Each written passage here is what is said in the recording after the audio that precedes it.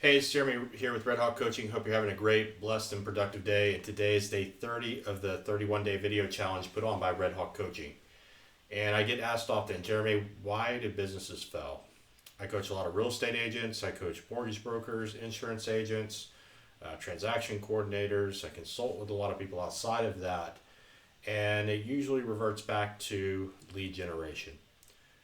They've got business maybe going on or not going on, and they're spending time in all these other areas that don't amount to building the business. You've got to get into the business of lead generation. You may say, Jeremy, well, I'm a manager or I'm an owner or something. I'm not in the job of lead generation. Everybody is in the job of lead generation.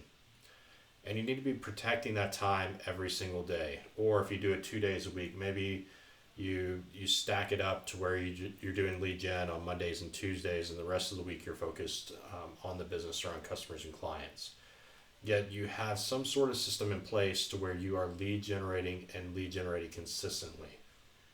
Here's where a lot of businesses fail: is they get business and they work on the current business, and they sacrifice the business of tomorrow for the business that they're working today. They look up when that closes and they're wondering where the next piece of business is, and they get into these lulls, right? So business is like, it's hills and valleys. And the reason it's hills and valleys is because they stopped lead generating when they got busy. You need to have this time in your calendar every single day, or you need to have some system in place to where it's happening on a consistent basis. There's that word again, consistency. It's one of my favorite words. It was consistency and congruency were my two words for 2019. I'll probably keep them for 2020. They're just that good. So if you're consistent in lead generation every single day, or you're consistent in the way that you do lead generation weekly, maybe you spend a couple days a week on lead gen, the rest of the week you're working on the business or working with customers and clients, yet it's happening consistently. What will happen is results will start showing up. And you go out a year from now, you're going to look back and say, wow, this is great. You do it for 5 years, you're going to be a completely different person in a completely different business. You have no idea what you're capable of. It all starts with lead generation. So look at your calendar today. Find time in your calendar to lead generate. Put it in there. Block that time. Protect it with your life.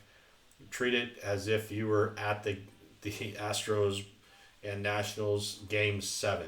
Like, if you're going to go to that game, you're not doing anything else. You're going to that game to watch the Astros win. And yes, I said Astros win, not Nationals.